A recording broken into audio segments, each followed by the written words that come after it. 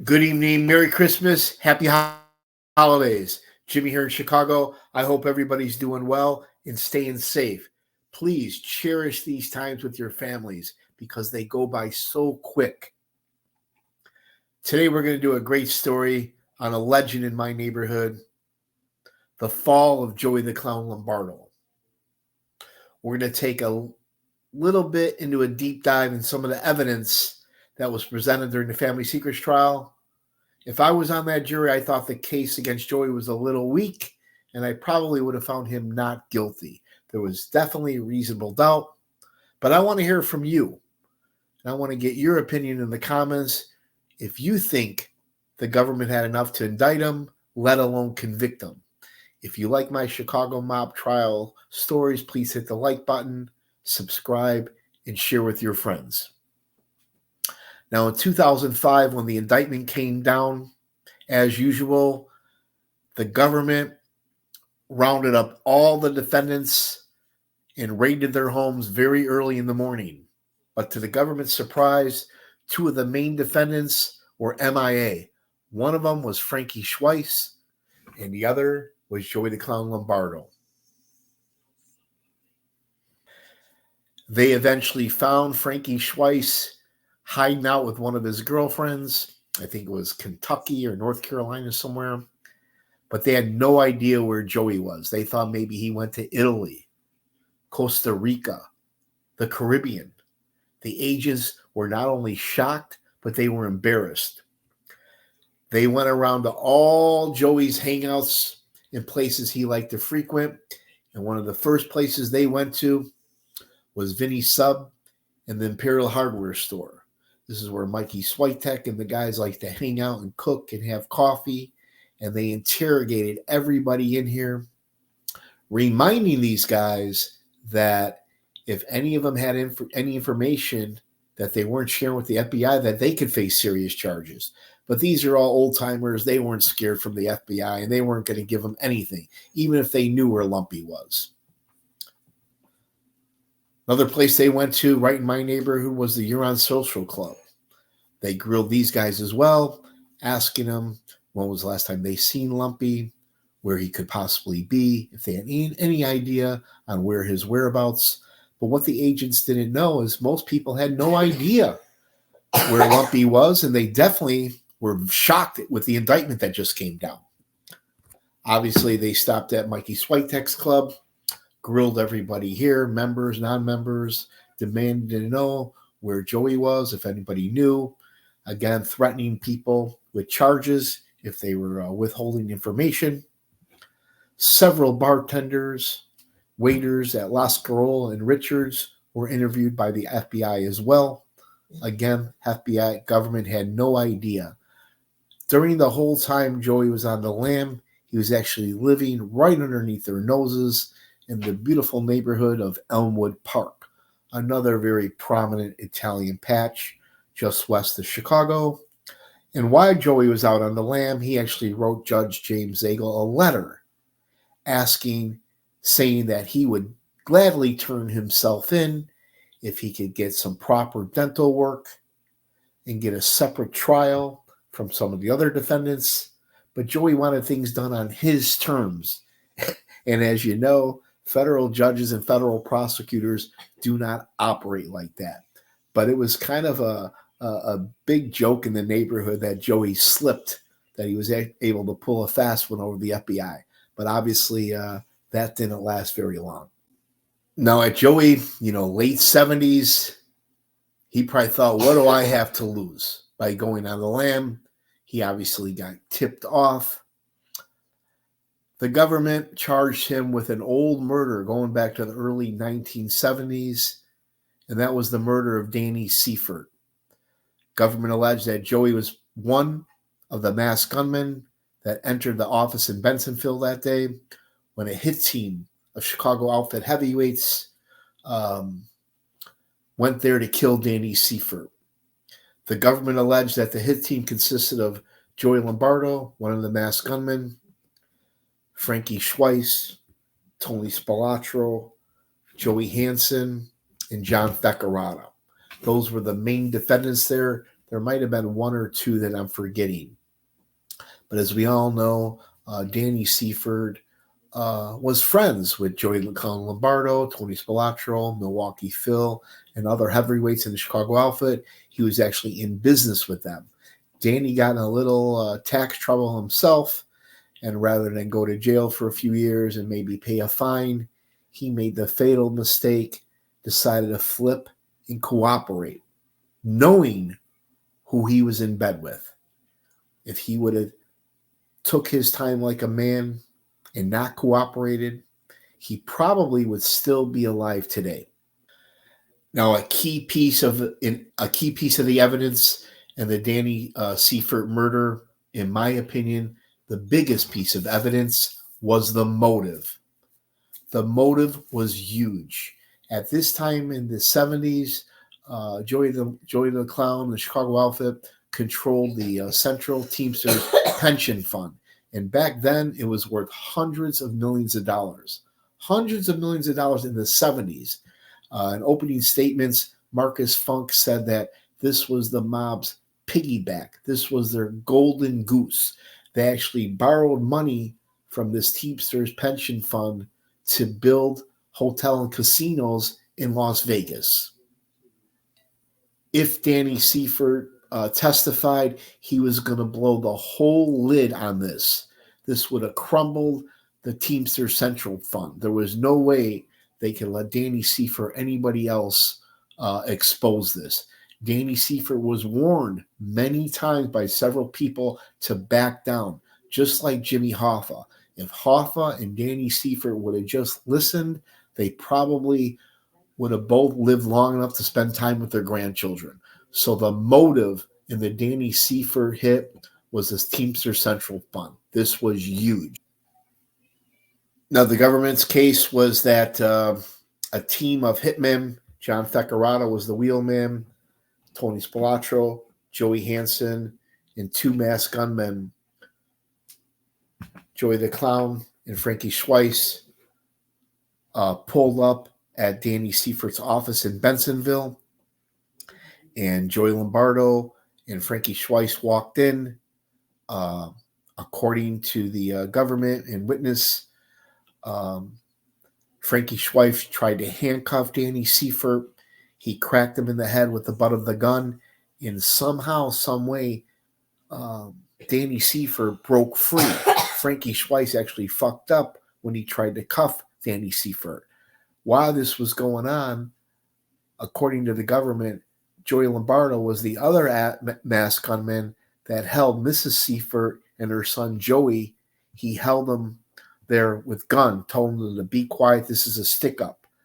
We found out later on that once the team realized Mrs. Sieferts and her son were there, that Joey at the last minute decided he was going to go in there and be the second masked gunman. Joey Lombardo was actually there to protect Mrs. Sieferts and Joey, two people that were like family members to them, very close friends. Joey was there to make sure none of the other killers got out of hand and actually killed Mrs. Sieferts and Joey. But the prosecution never once brought that up. Now, another key piece of evidence, a nail in the coffins against Joey, was when Mrs. Sieferts took the stand. Here's the widow of Danny. Now, she was, talking about something that happened many, many years ago. She was pretty emotional on the stand, and she testified that early that morning, her son Joey wasn't feeling too good. He wanted to stay home from school. So she actually took her son Joey to work with her and her husband. She claimed that is almost immediately when they got into the office, two masked gunmen broke into the office, and one of the masked gunmen held her and her son at gunpoint, telling them to be quiet. Nobody's going to get hurt. This is just a stick-up. And then in the other office, all of a sudden she claims she heard a loud gunshot. She ran free. She broke free. And she says she'll never forget seeing her husband laying there outside in the cul-de-sac. She actually saw her husband laying there shot dead from the shotgun blast. When Danny Sefor broke free, as soon as he ran outside, I forget, it was either Joey Hansen or Tony Spilotro, shotgun blasted him, killing him right there in front of his wife. So this was very emotional testimony by Mrs. Siefert. However, Johnny Lair and myself and a few other people, we questioned Rick Helprin's cross-examination. We felt he could have came down a lot harder on her and really grilled her on how the hell can you tell it was Joey Lombardo if he was wearing a ski mask. He asked her that, but he was soft with her because she was emotional. He didn't want to upset her and come off as too hard on her. But Joey was fighting for his life. I felt if Rick Helprin would have been a little bit more aggressive, he possibly could have created some reasonable doubt. But Mrs. Siefert came across pretty credible, even though her memory was a little vague. But obviously that was something she was traumatized for. And all this is going on while both of her sons, both Sieferts, Joey and the older brother there, were in court listening very intently, glaring at Joey in the courtroom, finally hearing exactly how their father was killed. It was pretty emotional and not a good day for Joey the Clown. But she claimed she thought it was Joey by the way he moved, by the sound of his voice, by his eyes. She said he moved real quickly on his feet, kind of like a boxer. But to me, even though I feel very sorry for the Sieferts then until this day, that's reasonable doubt to me. There's no way she could positively ID Joey Lombardo as a second gunman with a ski mask on. What do you guys think?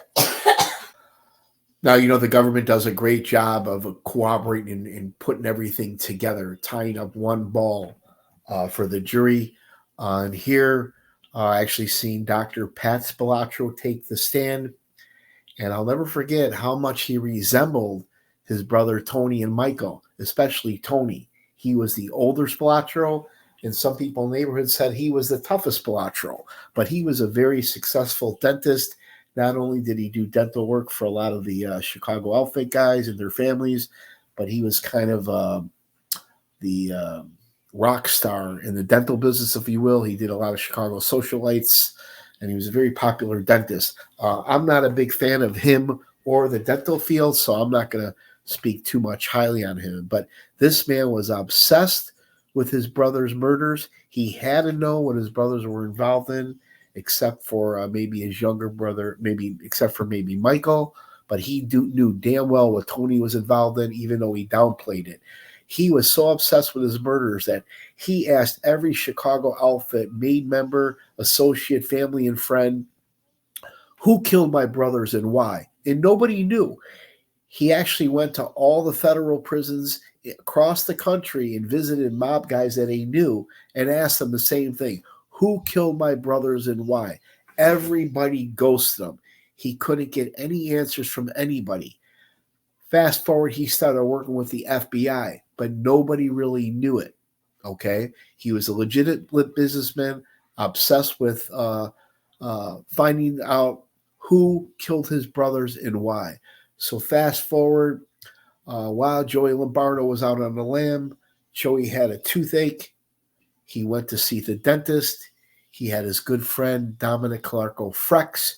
Frex used to run the club over there on Grand and May. A non-outfit guy, a World War II veteran. Frex set up the meeting between Joey and the dentist after hours in Park Ridge. He treated Joey's tooth, and he asked Joey, who killed my brothers and why? Now, this is in 2005, and this guy's still talking about his brother's murders that happened in in the mid-'80s. Joey told him, Doc, I have no idea who killed your brothers. As you know, they were like brothers to me. And if I wasn't in the can, this would have never have happened. That's what Joey Lombardo told Dr. Pat Spilotro. That's what Pat Spilotro testified to.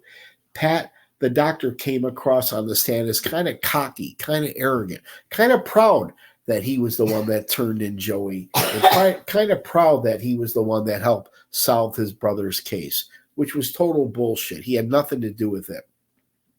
Fast forward, Joey had a abscess tooth. The tooth pain came back a second time. And we all know what a toothache feels like.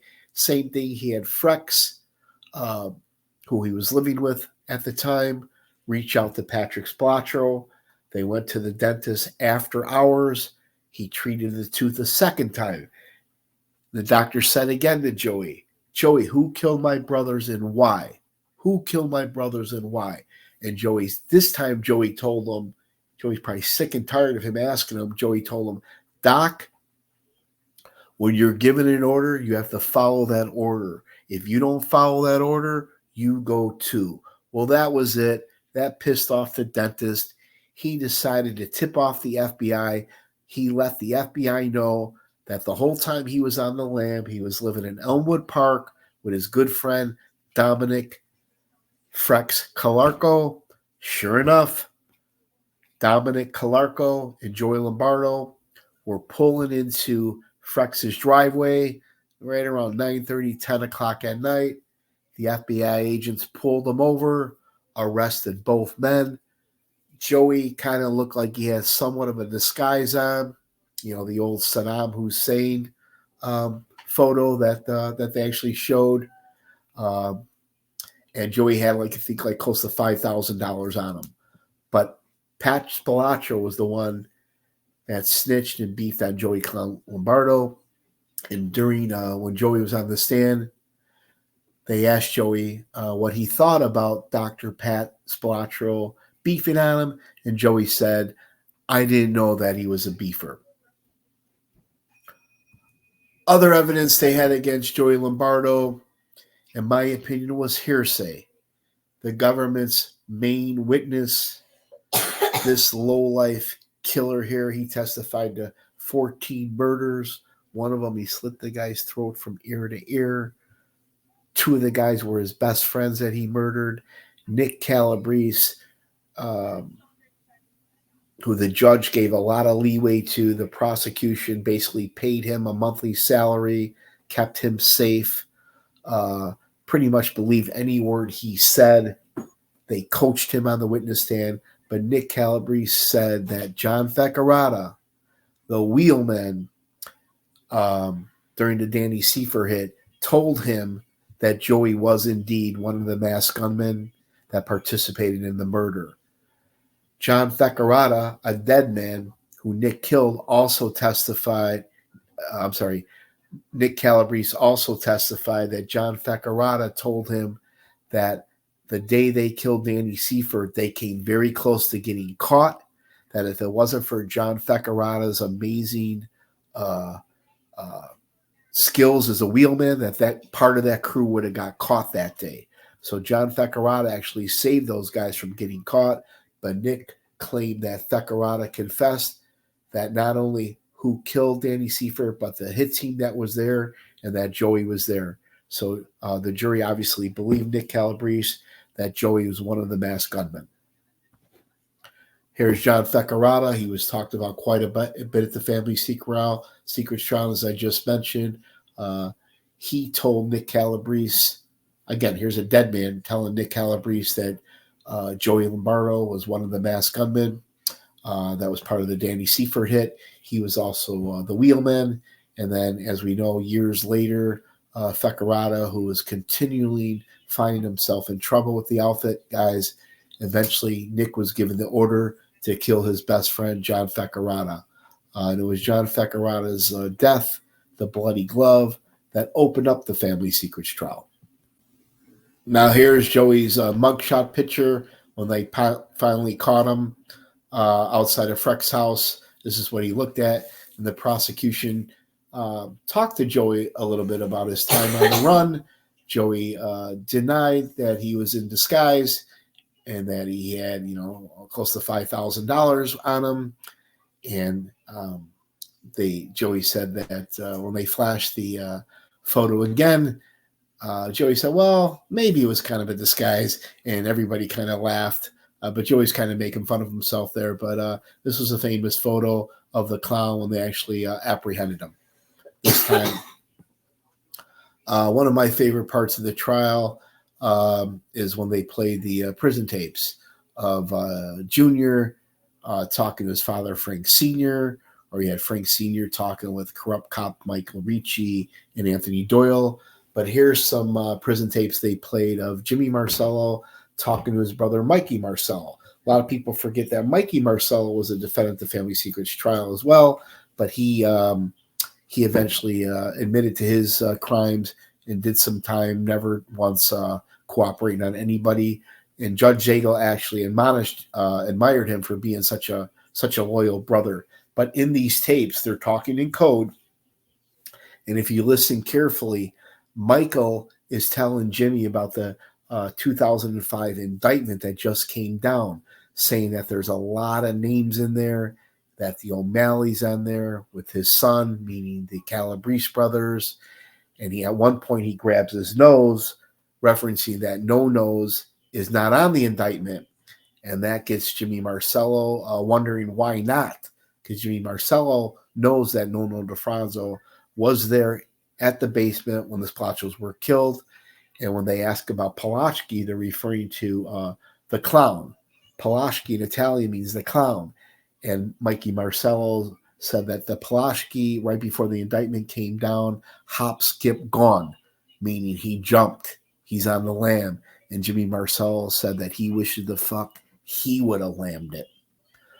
Jimmy Marcelo also goes on to say he's not too worried about Nick Calabrese if he flips because he's been paying Nick's wife $5,000 a month.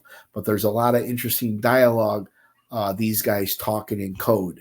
That was a key part of the evidence, just to hear Mikey Marcelo talking to the Jimmy Marcelo about Joey Lombardo's, not only his position in the outfit, but him being on the lam. And Jimmy Marcelo told his brother during one of the tapes that he liked Joey and that Joey had 1 million scams. Some other hearsay real low-life witnesses that I did not find credible. I couldn't find a picture of him, was Alvin Rogers. Alvin Rogers served time in prison with Marshall Confone, made member, heavy hitter, Chicago outfit. When he got out of jail, Marshall Confone told him, go to Grand Avenue and you could start working for Joey the Clown Lombardo. And Alvin Robbins claims that the very next day after Danny Seifert was killed, they were all golfing. And Joey said, referring to Danny Seifert, that son of a bitch isn't going to testify against anybody now, is he? And they were all kind of joking about it. But I thought that was a little weak on the prosecution for them to call up a low-life career criminal like Alvin Rogers as one of their witnesses, but that's what they do. Alvin Rogers testified that Joey kind of confessed to killing Danny Seifert, but I didn't find him credible at all. A highlight for me at this trial, I will never forget it. During one of the breaks, all of a sudden I saw Dominic Karco, who we call Frex. He was surrounded by probably 8 federal agents, looking like there's any place in the world he'd rather be than where he was, being inside the Dirksen Federal Building. He took a quick glance at me. I took a quick glance at him, and we were both wondering, what the hell is he doing here? I remember seeing Frex at this Boomerang Social Club on Grand and May. He used to cook there 7 days a week, and he was one of the men that used to tell my daughter to take that nookie out of her mouth, buying her cookies and ice cream from the bakery next door. But the government actually called Dominic Karco as a witness to say that Joey Lombardo indeed was living at his house when he was on the lam. Frex went on to say that one day he got a knock on the window, and at first he didn't recognize who it was. And then the man knocked again, and as soon as he heard the man's voice, he knew right away it was his good friend Joey Lombardo. He didn't recognize Frex because Joey Lombardo grew out that crazy Saddam Hussein-looking beard. And Joey said to him, I need your help. I have nowhere to go. Could I stay with you for a few weeks? Of course, Dominic Karco took him in. He said he cooked for him. He gave him a little room to sleep in. And Lumpy lived there for a few months while on the lam. Nobody had any idea where Joey was. However, as we all know, Joey had the toothache. Dominic testified that he was the one that set up 2 dentist visits with Dr. Pat Spilotro, and that he was pleading with Joey to please turn himself in. And Joey said that he was going to turn himself in as soon as he got the toothache treated. Dominic Karco also told the ladies and gentlemen of the jury that Joey the Clown was crying like a baby, saying how much he missed his family. I think that was trying to get sympathy from the jury. Great effort on Dominic's part, but unfortunately for Joey, it did not work. And as we all know, Dominic was cuffed and arrested that night. But again, Dominic Karco is a World War II veteran. He's in his 80s. The government knew he was in real no danger, but they could have easily charged Frex with aiding and abetting a fugitive. But they allowed him to testify and tell the truth. And thank God for Frex, no charges were filed. Another key piece of evidence, when they found the getaway car that Farara used to get away, Joey the Clown Lombardo's fingerprint was on the title of the registration of the car that was found in the glove compartment. So according to the government, Joey the Clown's fingerprint was on a registered work car that the crew used when they killed Danny Seifert. Joey's defense was that he was at his attorney's office and he was thumbing through papers, and that's how his thumb got on the title. It just happened to be the title of the work car that was used in the Danny Seifert murder. So that piece of evidence was pretty tough for Joey's team to explain away. Another thing I learned quite about at the Family Secrets trial is a lot of these crews back then, they used walkie-talkies, right, when they committed crimes. And at times they would have issues with the transmitters. And this one guy, clerk, a salesman from the electronics store, testified that Joey came in there one day and ordered a couple sets of transmitters and walkie-talkies, and some of the transmitters were found in the work car. The same exact transmitter with the same model number and serial number that Joey bought were found in the work car that was used to kill Danny Seifert in. And when the clerk said that he recognized Joey Lombardo as the man that went in there and bought them, even though it was many, many years later. But what I found funny, when Joey signed for the transmitters and walkie-talkies, he used the name Dennis Savard, which is a Chicago Blackhawks legend. But again, the title to the car and leaving the transmitters in the work car, that was a couple other pieces that tied Joey to that crime. Now, my favorite part, one of my favorite parts when Joey testified, was his alibi. Joey claims that the day Danny Seifert was killed, he happened to be at an international IHOP, House of Pancakes. Now, one of my favorite parts, and believe me, there was many when Joey testified, was his alibi.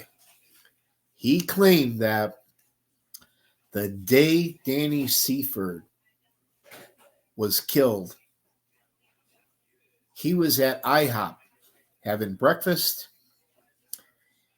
and when the check came, he realized he didn't have his wallet on him.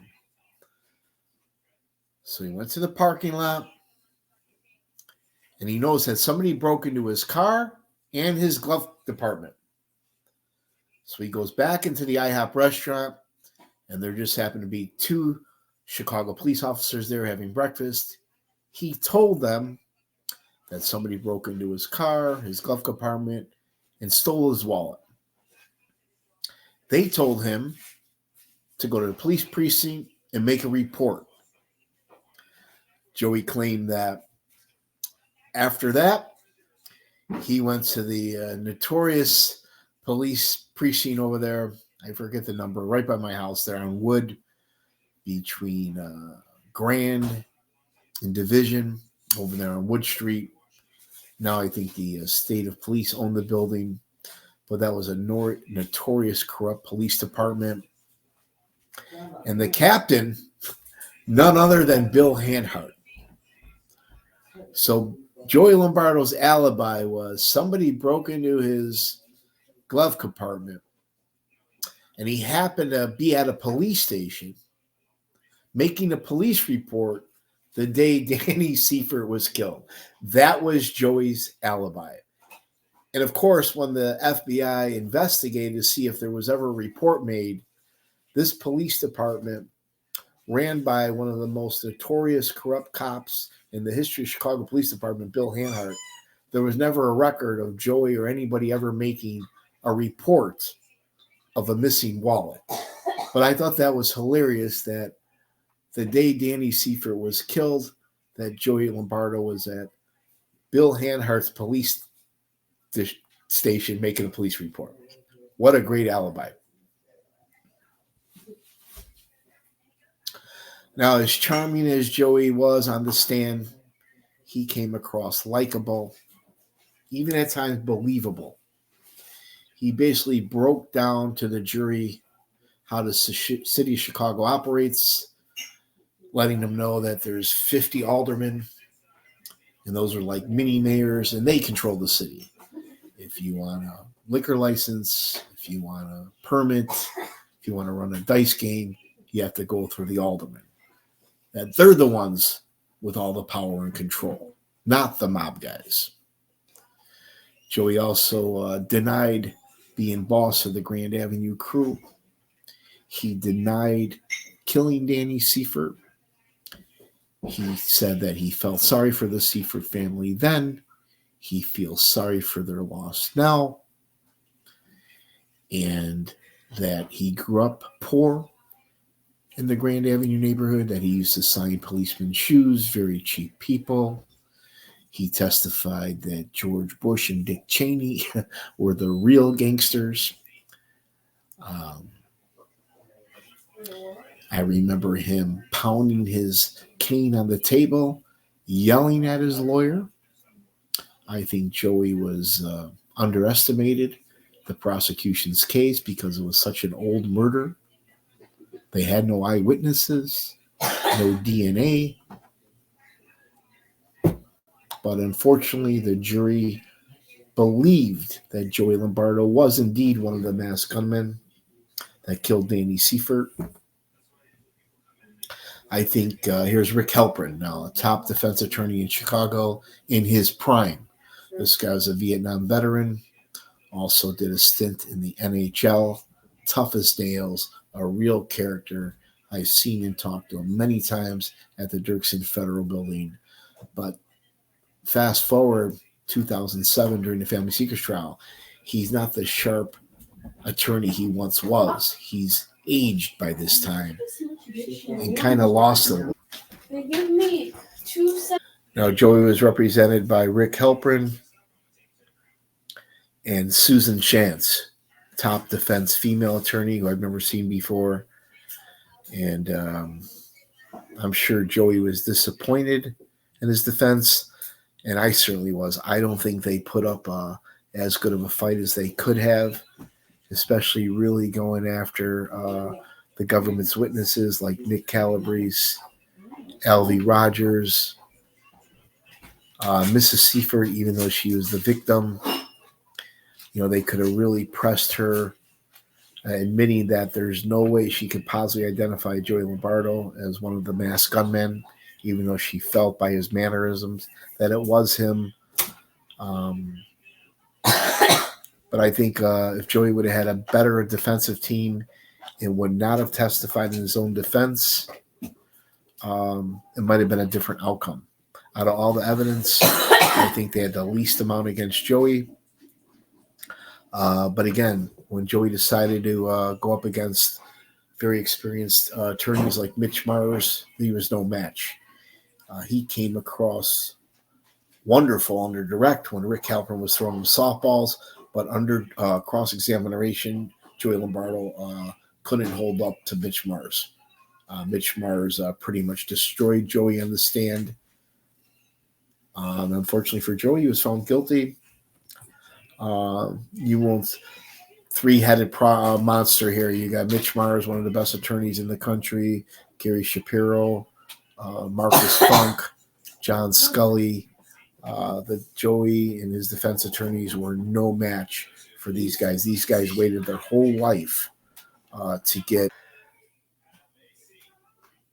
Now, these defendants had absolutely no chance going up against the best of the best of the best. You got Mitch Mars. He put away all the Chicago outfit guys. And you had Marcus Funk, John Scully, Gary Shapiro, Fitzgerald. Cream of the crop. This isn't like New York, John Gotti, not guilty, or LA, Rob Blake, the Melendez brothers, OJ, not guilty. In Illinois, these guys convict. Like I say, Joey came across likable, even believable at times when he was on the stand.